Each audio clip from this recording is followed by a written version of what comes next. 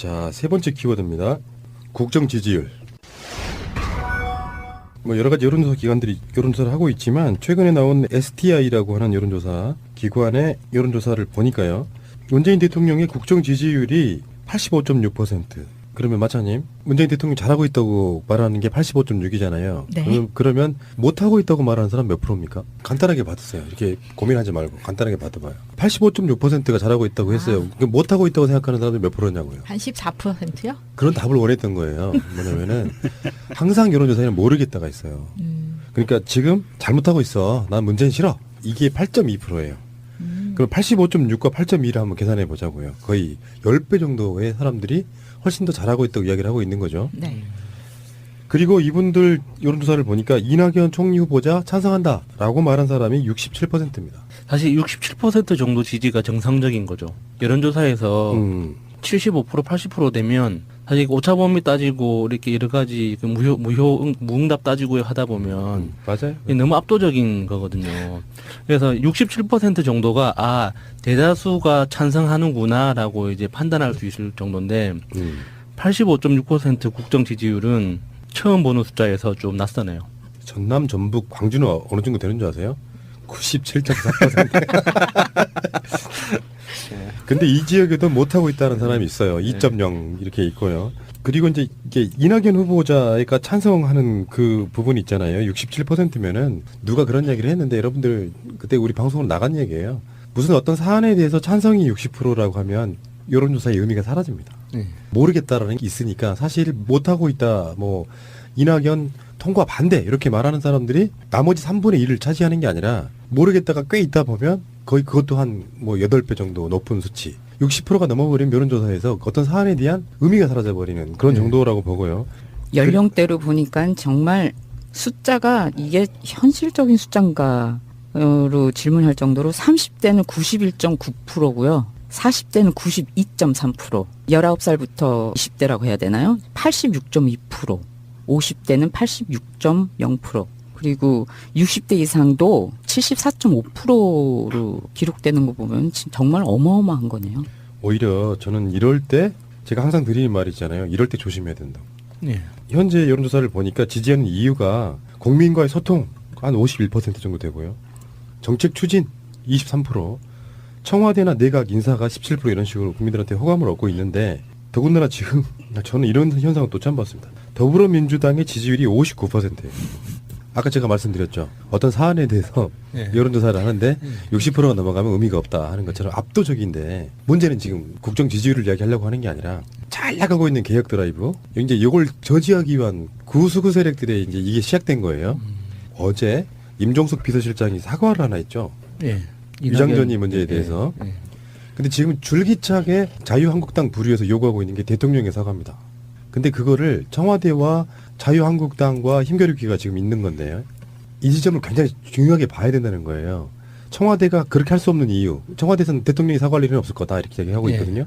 그러니까 내각 인사에 이러이러한 5가지 항목들은 위반한 사람들은 인사권을 쓰지 않겠다 뭐 이렇게 이야기가 공약으로 나왔던 건데 막상 인사를 하려고 보니까 위장 전입들이 있어요. 우리가 이제 방송으로 나갔던 내용들은 뭐냐면은 위장 전입도 악질이 있고 어쩔 수 없는 선택이라는 게 있잖아요. 문재인 대통령이 잘 나가다가 지금 국정 지지율이 막 85.6 나오고 민주당 지지율이 59% 나오고 이렇게 이낙연 후보자도 67%면 정확하게 3분의 2예요. 3분의 2가 66.666%잖아요. 그게 67이란 말이에요. 근데 문재인 대통령이 청와대에 나와가지고 이러이러한 이유로 사과를 하게 되면 자유한국당 입장에서는 완전히 브레이크가 걸렸다고 착각을 할 수 있는 딱 그 모멘텀이 되는 거거든요. 그러니까 그 지점에서 지금 자유한국당은 이낙연 통과시키는 건 별개고 당신네들이 한 말을 지키지 않았으니까 사과해라 이런 거예요. 근데 이제 전국의 흐름이라는 건 이런 거 있잖아요.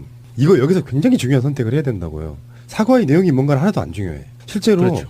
더 알려내는 게 위장 전입이 그래도 내용이 어떤 거냐 이해할 수 있는 부분이 아니냐에 대한 부분인데 대통령이 나와가지고 사과를 하게 되면 왜 사과했는지 그 디테일한 내막은 하나도 필요 없고 결국 문재인도 위장 전입한 사람들을 내각이나 자기 인사를 하게 됨으로써 똑같은 사람이다. 그래서 사과했다라는 것이 아주 중요한 포인트로 남아버리는 부분이 있거든요. 그러니까 이걸 노리고 계속해서 지금 청문회 보고서 채택 같은 걸 미루면서 집요하게 공격을 하고 있는 거거든요. 거기에 이제 국민당 일부가 가세하고 있는 그런 모양새 같고요. 그 이현주 의원이 대표적이잖아요. 그 트위터에 푸른 하늘이라는 분이 언주야, 너는 더불어민주당에 위장 전입해서 국회의원이란 열매만 따먹고 국민당으로 옮긴 거 지역 유권자들에게 제대로 사과했냐 이렇게 물었어요. 저 이현주 의원이 저 개인적으로 어렸을 때 동네 누나라고 할 수 있거든요. 저도 그 영도 출신이기 때문에 이현주 의원이 졸업한 고등학교가 제 그 모교 바로 옆 학교예요. 이웃 학교인데. 예, 그걸 알고, 그러니까 제가 그 국회 안에서 처음 봤을 때도 그걸 알고 봤어요. 그 이현주 의원을. 근데 제가 한 번도 이현주 의원한테 동양 사람이라고 인사를 해본 적이 없습니다. 왜요? 수십 번을 만났는데도. 왜요? 뭐 팔려서? 꼴보기 싫어가지고. 그 이유가 뭐가 있어요. 그냥 기본적 캐릭터가 그렇게 정감 가는 분은 아니거든요. 근데 여기서 잠깐 이현주 의원이랑 아무 상관없는 이야기 한번 해볼까요? 그 오늘 뭐 무슨 국회의원실에서 4, 5년 전 기사를 삭제해달라고 그랬다고. 이현주 의원이랑 아무 상관없어요. 예. 근데 그 기사를 삭제해달라고 그랬는데 그 기사 내용이 뭐냐면은 국회의원실의 여 비서분들이 집단으로 그만두면서 뭐 물론 이건 이제 카타라 통신 같은 건데 예. 모 국회의원이 자기 수행비서랑 이제 뭐 이렇게 불륜 해해 양반이 진짜 예. 그런 소문이 그랬다고 들었어요. 이제 예, 근데 예. 그 기사를 왜 지금 몇 년이 지나서 예. 삭제해달라고 그게, 그랬는지 모르겠다고. 그 첫 기사가 나온 게요. 그 여직원들 이 집단으로 이제 전체가 다 사표를 내고 나간 기사가 13년도 기사고요. 그때 문제가 됐던 게 이제 모 여자 국회의원과 모 남자 수행비서관의 부적절한 그런 관계가 있다라고 해서 문제가 심해졌는데 14년도에 그 모 수행비서관이 차에서 숨진 채로 발견돼요. 뭐 과로를 합니까? 몰라요. 그러니까 그 소문이 국회에서 막 돌았을 때 그 주인공 의원 있지 않습니까? 주인공 의원이 누군지 보좌관들끼리만 이야기를 할 거 아니에요? 다 안 믿었습니다. 그럴 리가 없다고. 아무리 굶주린 남자라도 그럴 리는 없다고. 그 헛소문이라고. 너무 이제 예. 안 그래도 보좌관들 업무가 그렇게 육체적으로도 힘들거든요. 하루에 12시간, 14시간씩 이렇게 책상에서 글 쓰는 게 쉬운 일은 아니잖아요. 그래서 몸도 힘들고 정신적으로도 피곤하고 거의 매일매일이 그러기 상태인데. 아니 그거는 일반 어, 보좌관을 하고 비교해서 그러시지 이분은 수행 보좌관이었잖아요. 아, 또 그런 게 있나요? 예, 그 운전하고 같이 다니고 수행보좌관이란 말이 어디 있어요? 수행비서. 솔직히. 수행비서가 맞지. 예. 그러니까 운전하고 항상 같이 다니고 어디 가면 같이 쫄래쫄래 따라가고 하시는 역할을 하니까 그럴 리 없습니다. 그럴 리 없습니까? 절대 그럴 일이 없다. 그럴 리가 없는데 왜 그걸 기사 삭제를 요청을 했을까? 아이고 뭐, 아 유언비어라. 그 모 의원이 뭐 저는 누군지 전혀 모르고요. 나 저도 몰라요. 뭐. 뜬금없이 갑자기 떠올라가지고. 기사에 그렇게 나오더라고요. A 의원실에 B 의원과 C 보좌관 이렇게 나오더라고요. 그럼 우리가 그 이니셜을 말도 안 되는 이니셜만 맞춰볼까요? A면 안씨 뭐 이렇게 있잖아. 예. 안철수? 여자였어? 왜 이래? 안철수. 그럼 B는 B. 박근혜. 이제 박씨는 원래 P로 많이 쓰니까 B 쓸 수 있는 거 일단 배. 배칠수.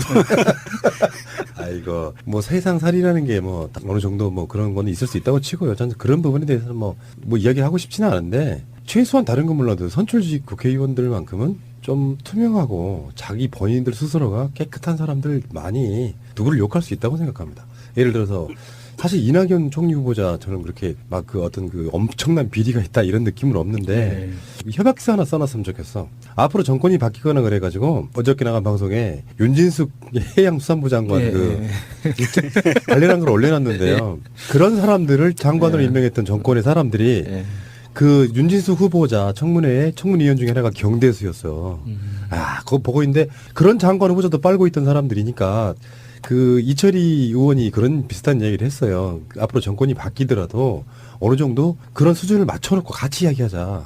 최소한 전혀 그렇게 하지 않은 사람들이 그런 식인 거잖아요. 우리가 그런 식으로 수준이 높지 않은 사람들을 했기 때문에 이 정도는 높다고 난 인정해 주는 게 맞다고 생각하는데 우리들한테 굉장히 공격을 많이 해왔기 때문에 우리는 니들 이런 꼴 못 봐. 이런 방식으로 가는 건 좋은 정치가 아니라는 거지 내 말은. 차라리 이번 기회에 탈탈 한번 털었으면 좋겠어요. 이현주 의원이 그런 이야기 했잖아요. 갑자기 이현주가 확 튀어나오냐? 이렇게 문자 보낸 이 양반 문자 보낸 사람들 꽂혔어. 문자 보낸 사람들 조사해봤으면 좋겠다고. 민주당에다가 조사하라고 예. 요구를 했죠. 그러니까 그런 방식이면 진짜 조사하라는 거죠. 그래서 이면에 깔려 있는 의도가 이 조직적으로 보낸 거 아니냐. 그래서 그 문재인을 지지하는 사람들이 조직적으로 이렇게 청문회를 보면서 자기들끼리 작전 짜가지고 보낸 거 아니냐 하는 이런 의도가 담겨 있는 건데 진짜 한번 까보는 거죠. 그래서 개인이 자발적으로 보낸 게 그러니까 이전의 정치 환경과 달라졌기 때문에 나타나는 현상일 뿐인데 그거를 어떤 음모론적 시각에서 보는 이런 후진적인 시각이라는 거를 증명해 줄 필요도 있지 않을까 싶은 거죠.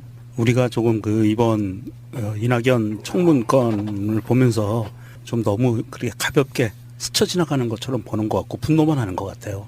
그런데 좀 이걸 냉정하게 판단을 해봐야 될 것 같아요. 그 비서실장이 사과했잖아요. 그런데 야당에서는 특히 저 자유당 애들은 대통령 보고 사과하라고 그러잖아요. 과연 할까요, 대통령이 사과를? 할 필요가 없죠. 그냥 원칙대로 가면 되는 거지. 그렇죠. 예. 옛날에 우리 노무현 대통령 때 탄핵될 때 사건 기억나세요? 그때 걔네들이 노무현 대통령 사과 안 하면 탄핵한다 그랬어요. 그렇지. 그때 노무현 대통령이 사과 안 했어요. 유명한 말을 했죠. 뭐 잘못한 것도 없는데 내가 알지도 못하는데 내가 왜 사과하냐. 그런 워딩의 이야기를 하고 사과를 안 했어요. 그리고 탄핵이 들어갔는데 그때 야당들의 입장은 탄핵을 하기 위해서 사과하라 그런 게 아니라 사과를 받기 위해서 탄핵 카드를 쓴 거였어요. 그런데 대통령이 사과를 안 하니까 본인들도 이건 엄청난 부담을 갖고 있는 마지막 카드를 그냥 던져버릴 수밖에 없는 상황이 온 거예요. 그래서 탄핵을 했고요. 그래서 그 역풍을 맞아가지고 박살이 났죠, 그때. 그렇게 그 정치적 카드라고만 보기에는 그 탄핵 당시에 박근혜 표정이 너무 해맑고 기뻐 보였는데. 걔는 원래 그러잖아요. 걔는 원래 그랬고. 그랬는데 이번에도 문재인 대통령이 사과 안 할 거예요, 아마. 예. 그러니까 이게 첨예한 기싸움 같은 건데 봐. 문재인 대통령 사과했잖아. 그 그림 하나 만들려고 그러는 거거든요. 예, 그렇죠. 내용은 중요하지 않아요. 그러니까 이제 비서실장 나와가지고 어떤 상황들을 설명을 했는데 홍준표가 페이스북으로 하고 있는 정치가 딱 그 모습이에요. 일단 뭐 당선됐으니까 한 달 정도만 즐겨봐. 그리고 그 다음에 것들이 잡히기만 해봐 이런 거거든요. 근데 이게 정치적으로는 비열하다고 느끼는 건 저는 그런 느낌이거든요. 잘못한 건 잘못한 거고 수준이 높고 낮은 건 높고 낮은 거고 그걸 스스로 인정해야 되는데 자기들이 해왔던 역사는 과거는 아무것도 중요하지 않아요. 또 수준이 달라. 말도 안 되는 것들 막 네. 국회 그러니까 뭐 장관이나 총리 같은 거를 올려놓고 심지어 박근혜 정권 초기 때 5, 6명, 7명인가가 사퇴했지 않습니까? 심각하니까 지금 여기에 가장 큰 죄가 이게 역사의 반복이라고 저는 보거든요. 장상 후보자가 김대중 대통령 때 위장 전입으로 낙마하신 거거든요. 근데 그 당시엔 그 위장 전입 건이 나중에 돌아와 보니까 이명박 박근혜 때 다른 장관이나 총리 후보자들에 비하면은 정말 아무것도 아닌 죄였던 거잖아요. 여기 계속 반복되고 있는 건데 앞으로 이런 그 사회적 룰을 만들어 가지고 위장 전입도 어떤 악의성을 갖고 있느냐 이런 부분 정립이 돼야 된다고 보고요. 그러니까 우리가 자꾸 위장 전입을 실드만 칠 수는 없는 거고요. 없으면 좋겠지만 현실적으로 그게 존재하기가 좀 힘들다면 사회적 합의를 해서 그런 것들이 정권이 바뀌더라도 지금 자유한국당이 혹시나 바뀔 일은 없겠지만요. 한 20년 후에 바뀌더라도 그런 지점들이 나타나면 바로 사퇴하는 걸로 그런 식으로 이렇게 만들어져야 된다는 거예요. 사퇴보다도 위장 전입을 한 이유가 있잖아요. 이분들이. 그 제도 자체를 다시 검토를 하는 게 먼저지 않나 싶어요. 저는. 왜냐하면 해외를 나가시는 분들이 편물을 받을 수 없어서 어느 그 친척분에다가 그 주소를 옮기는 것 자체를 위장 전입이다. 라고 하는 거라. 그러면 우리는 해외를 나가야 되잖아요. 출장이든지 뭐든지 1, 2년 동안. 그러면은 주민등록증을 말소시키고 나가야 돼요.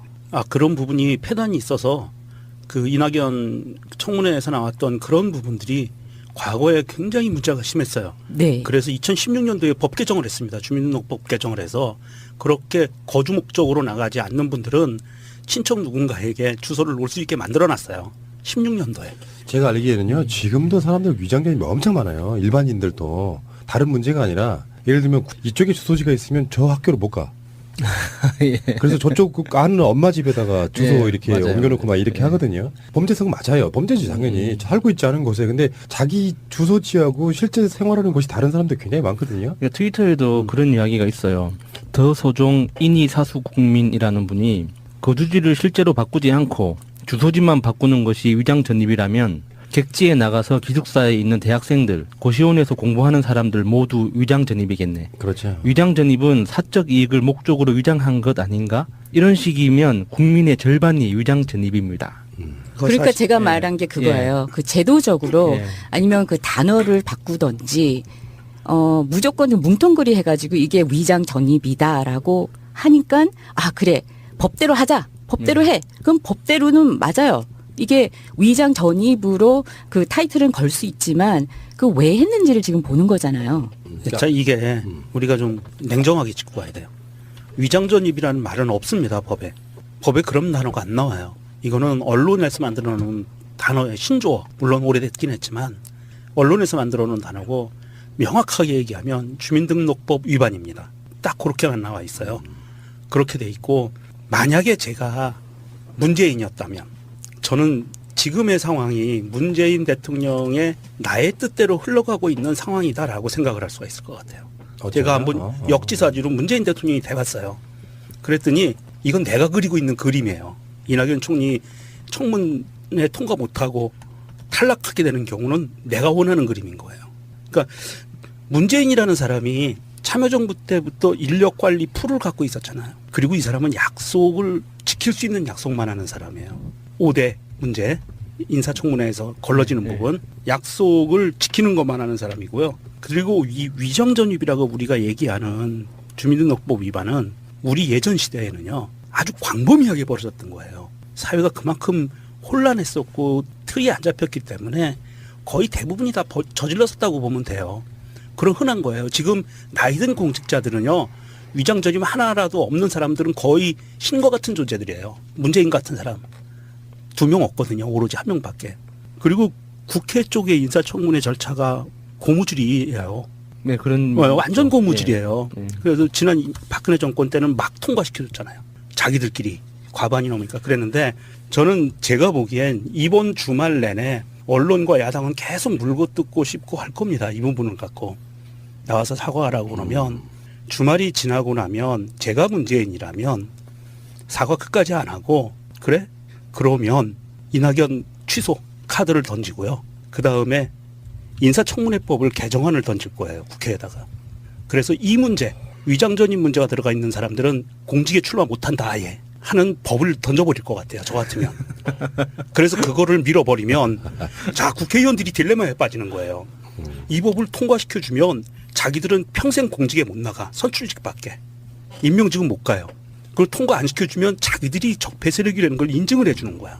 어떻게 하겠어요 국회의원들은? 아니 근데 그 위장 전입이라는 거를 청문회 때만이라도 다 같은 위장 전입이 아니라 부동산 투기 목적만 좀 걸러내면 되지 않나요? 근데 학군이라는 거는 뭐 전입을 해서 다른 좋은 학교를 보내려고 보내는 건데 사실 좋은 학교 가는 애들은 갈 애들은 다 가거든요. 좋은 학교 학군에 간다고 해서 다 같이 좋은 대학 가는 것도 아닌데 공약 사항이 정확히 뭐였냐면은 위장 전입도 사실은 부동산 투기랑 연관이 있는 거잖아요. 가장 연관이 있는 거잖아요. 5대 고위공직 원천 배제 이게 병역 면탈. 자 생각해봐요.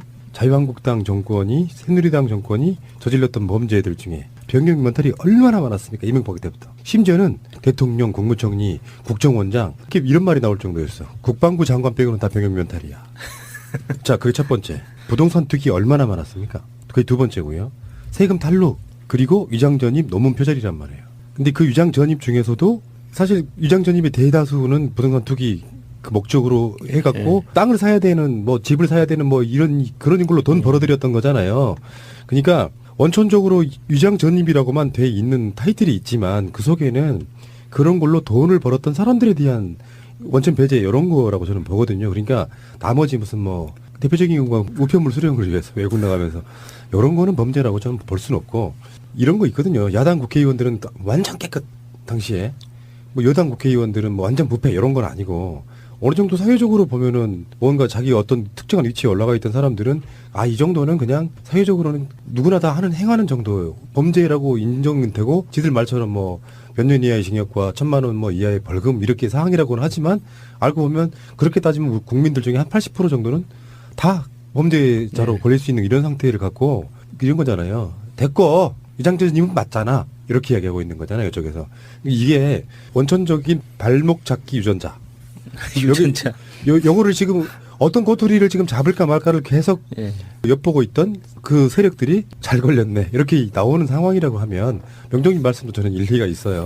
그냥 냅두는 게 답일 것 같아요. 이게 자유한국당이 더 악랄하게 발악하면 할수록 자기들 무덤을 더 깊게 파는 짓이기 때문에 당분간 내버려 두는 게 최선이 아닌가 싶습니다. 그러니까 이낙연 후보자의 찬성이 지금 이 아까 좀 전에 말씀드린 여론조사가 청문회 보고 나온 여론조사예요. 예. 예.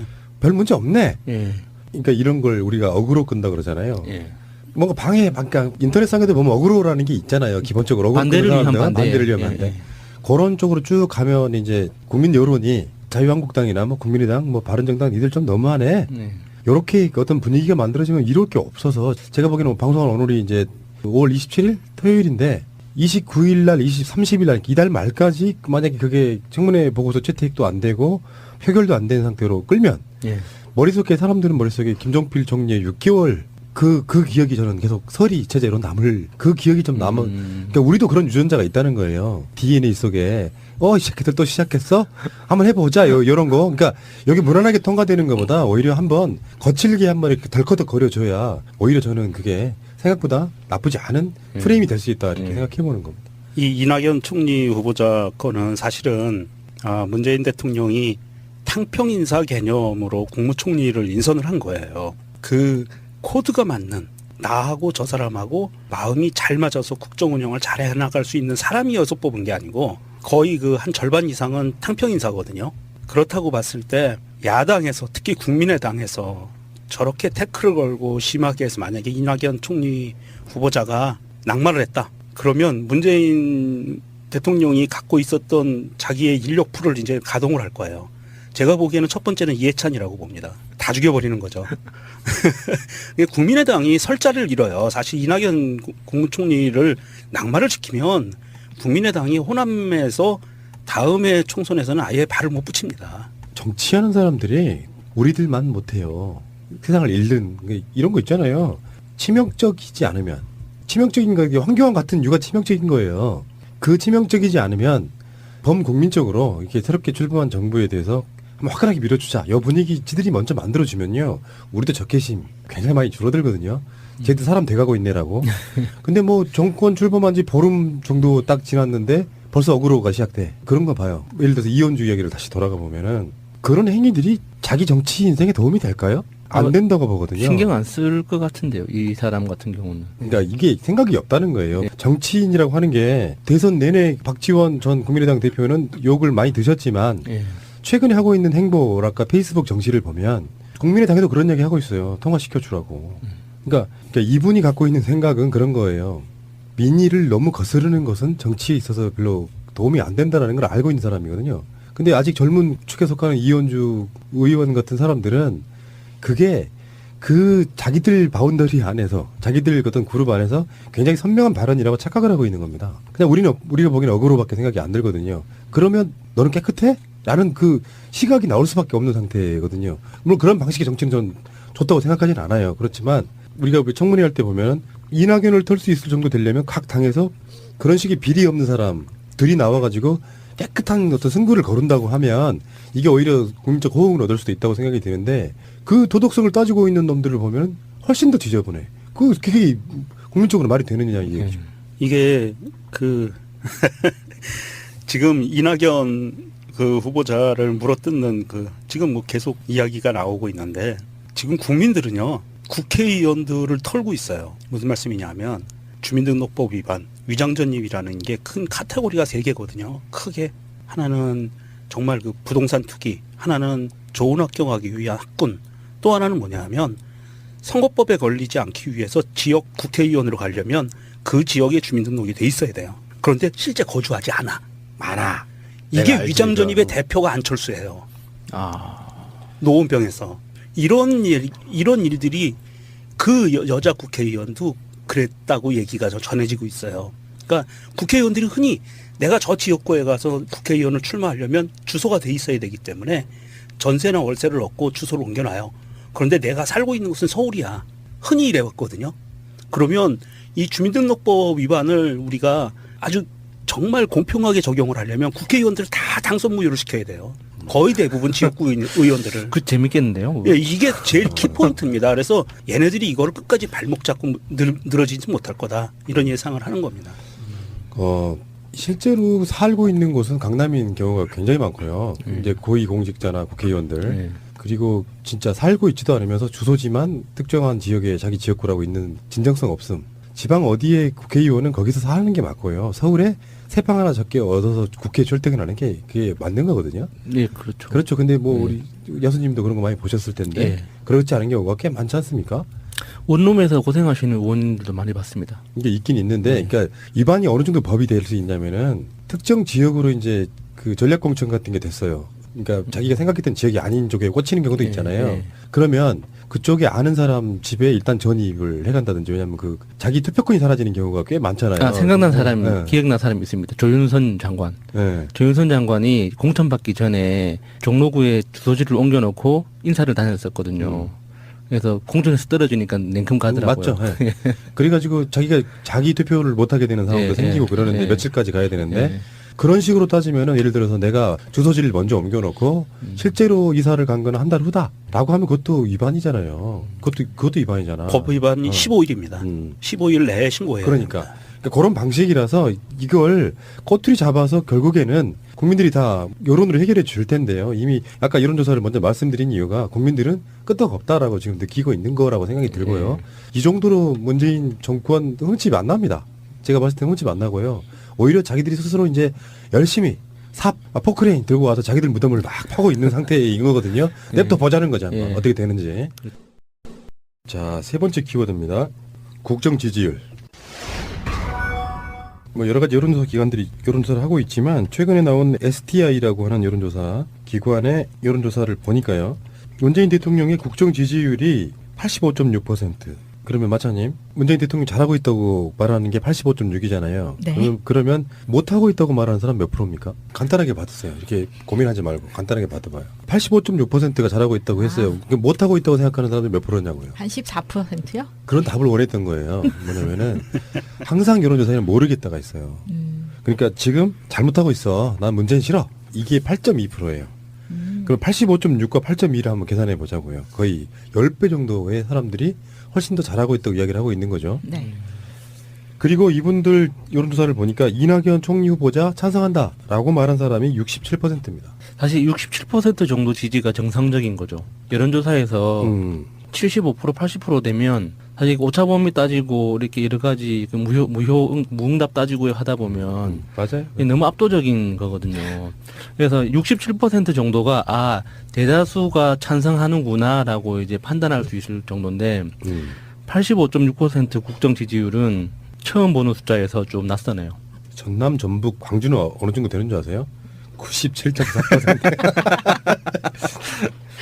근데 이 지역에도 못하고 있다는 사람이 있어요. 2.0 이렇게 있고요. 그리고 이제 이게 이낙연 후보자가 찬성하는 그 부분이 있잖아요. 67%면은 누가 그런 얘기를 했는데 여러분들 그때 우리 방송으로 나간 얘기예요. 무슨 어떤 사안에 대해서 찬성이 60%라고 하면 여론조사의 의미가 사라집니다. 모르겠다라는 게 있으니까 사실 못하고 있다, 뭐 이낙연 통과 반대 이렇게 말하는 사람들이 나머지 3분의 1을 차지하는 게 아니라 모르겠다가 꽤 있다 보면 거의 그것도 한 뭐 8배 정도 높은 수치. 60%가 넘어버린 여론조사에서 어떤 사안에 대한 의미가 사라져버리는 그런 정도라고 보고요. 연령대로 보니까 정말 숫자가 이게 현실적인 숫자인가로 질문할 정도로 30대는 91.9%고요. 40대는 92.3%, 19살부터 20대라고 해야 되나요? 86.2%, 50대는 86.0%, 그리고 60대 이상도 74.5%로 기록되는 거 보면 정말 어마어마한 거네요. 오히려 저는 이럴 때 제가 항상 드리는 말이 있잖아요. 이럴 때 조심해야 된다. 네. 현재 여론조사를 보니까 지지하는 이유가 국민과의 소통 한 51% 정도 되고요. 정책 추진 23%, 청와대나 내각 인사가 17% 이런 식으로 국민들한테 호감을 얻고 있는데 더군다나 지금 저는 이런 현상을 또 처음 봤습니다. 더불어민주당의 지지율이 59%예요. 아까 제가 말씀드렸죠. 어떤 사안에 대해서 네. 여론조사를 하는데 60%가 넘어가면 의미가 없다 하는 것처럼 압도적인데 문제는 지금 국정 지지율을 이야기하려고 하는 게 아니라 잘 나가고 있는 개혁 드라이브 이제 이걸 저지하기 위한 구수구 세력들의 이제 이게 시작된 거예요. 어제 임종석 비서실장이 사과를 하나 했죠. 예. 위장전이 문제에 대해서 예. 했다라는 것이 아주 중요한 포인트로 남아버리는 부분이 있거든요. 그러니까 이걸 노리고 계속해서 지금 청문회 보고서 채택 같은 걸 미루면서 집요하게 공격을 하고 있는 거거든요. 거기에 이제 국민당 일부가 가세하고 있는 그런 모양새 같고요. 그 이현주 의원이 대표적이잖아요. 그 트위터에 푸른 하늘이라는 분이 언주야, 너는 더불어민주당에 위장 전입해서 국회의원이란 열매만 따먹고 국민당으로 옮긴 거 지역 유권자들에게 제대로 사과했냐 이렇게 물었어요. 저 이현주 의원이 저 개인적으로 어렸을 때 동네 누나라고 할 수 있거든요. 저도 그 영도 출신이기 때문에 이현주 의원이 졸업한 고등학교가 제 그 모교 바로 옆 학교예요. 이웃 학교인데 예, 그걸 알고 그러니까 제가 그 국회 안에서 처음 봤을 때도 그걸 알고 봤어요. 그 이현주 의원을. 근데 제가 한 번도 이현주 의원한테 동양 사람이라고 인사를 해본 적이 없습니다. 왜요? 수십 번을 만났는데도. 왜요? 뭐 팔려서? 꼴보기 싫어가지고. 그 이유가 뭐가 있어요. 그냥 기본적 캐릭터가 그렇게 정감 가는 분은 아니거든요. 근데 여기서 잠깐 이현주 의원이랑 아무 상관없는 이야기 한번 해볼까요? 그 오늘 뭐 무슨 국회의원실에서 4, 5년 전 기사를 삭제해달라고 그랬다고. 이현주 의원이랑 아무 상관없어요. 예.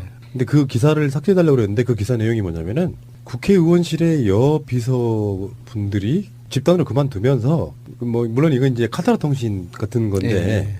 모 국회의원이 자기 수행비서랑 이제 뭐 이렇게 불륜 해해 양반이 진짜. 아, 예. 근데 지금 줄기차게 자유한국당 부류에서 요구하고 있는 게 대통령의 사과입니다. 근데 그거를 청와대와 자유한국당과 힘겨루기가 지금 있는 건데요. 이 지점을 굉장히 중요하게 봐야 된다는 거예요. 청와대가 그렇게 할 수 없는 이유. 청와대에서는 대통령이 사과할 일은 없을 거다 이렇게 얘기하고 있거든요. 그러니까 내각 인사에 이러이러한 5가지 항목들은 위반한 사람들은 인사권을 쓰지 않겠다 뭐 이렇게 이야기가 공약으로 나왔던 건데 막상 인사를 하려고 보니까 위장 전입들이 있어요. 우리가 이제 방송으로 나갔던 내용들은 뭐냐면은 위장 전입도 악질이 있고 어쩔 수 없는 선택이라는 게 있잖아요. 문재인 대통령이 잘 나가다가 지금 국정 지지율이 막 85.6 나오고 민주당 지지율이 59% 나오고 이렇게 이낙연 후보자도 67%면 정확하게 3분의 2예요. 3분의 2가 66.666%잖아요. 예. 그게 67이란 말이에요. 근데 문재인 대통령이 청와대에 나와가지고 이러이러한 이유로 사과를 하게 되면 자유한국당 입장에서는 완전히 브레이크가 걸렸다고 착각을 할 수 있는 딱 그 모멘텀이 되는 거거든요. 그러니까 그 지점에서 지금 자유한국당은 이낙연 통과시키는 건 별개고 당신네들이 한 말을 지키지 않았으니까 사과해라 이런 거예요. 근데 이제 전국의 흐름이라는 건 이런 거 있잖아요. 이거 여기서 굉장히 중요한 선택을 해야 된다고요. 사과의 내용이 뭔가는 하나도 안 중요해. 실제로 그렇죠. 더 알려내는 게 위장 전입이 그래도 내용이 어떤 거냐 이해할 수 있는 부분이 아니냐에 대한 부분인데 대통령이 나와가지고 사과를 하게 되면 왜 사과했는지 그 디테일한 내막은 하나도 필요 없고 결국 문재인도 위장 전입한 사람들을 내각이나 자기 인사를 하게 됨으로써 똑같은 사람이다. 그래서 사과 그런 소문이 그랬다고 들었어요. 이제 예, 근데 예. 그 기사를 왜 지금 몇 년이 지나서 삭제해달라고 그랬는지 모르겠다고. 그 첫 기사가 나온 게요. 그 여직원들 그리 집단으로 이제 전체가 다 사표를 내고 나간 기사가 13년도 기사고요. 그때 문제가 됐던 게 이제 모 여자 국회의원과 모 남자 수행비서관의 부적절한 그런 관계가 있다라고 해서 문제가 심해졌는데 14년도에 그 모 수행비서관이 차에서 숨진 채로 발견돼요. 뭐 과로삽니까? 몰라요. 그러니까 그 소문이 국회에서 막 돌았을 때 그 주인공 의원 있지 않습니까? 주인공 의원이 누군지 보좌관들끼리만 이야기를 할 거 아니에요? 다 안 믿었습니다. 그럴 리가 없다고. 아무리 굶주린 남자라도 그럴 리는 없다고. 그 헛소문이라고. 너무 이제 예. 안 그래도 보좌관들 업무가 그렇게 육체적으로도 힘들거든요. 하루에 12시간, 14시간씩 이렇게 책상에서 글 쓰는 게 쉬운 일은 아니잖아요. 그래서 몸도 힘들고 정신적으로도 피곤하고 거의 매일매일이 그러기 상태인데 아니 그거는 일반 어, 보좌관을 하고 비교해서 그러시지 이분은 수행 보좌관이었잖아요. 아, 또 그런 게 있나요? 예, 그 운전하고 같이 다니고 수행 보좌관이란 말이 어디 있어요? 수행비서. 솔직히. 수행비서가 어. 맞지. 예. 그러니까 운전하고 항상 같이 다니고 어디 가면 같이 쫄래쫄래 따라가고 하시는 역할을 하니까 아, 그럴 리 없습니다. 그럴 리 없습니까? 절대 그럴 일이 없다. 그럴 리가 없는데 왜 그걸 기사 삭제를 요청을 했을까? 아이, 뭐, 아 유언비어라. 그 모 의원이 뭐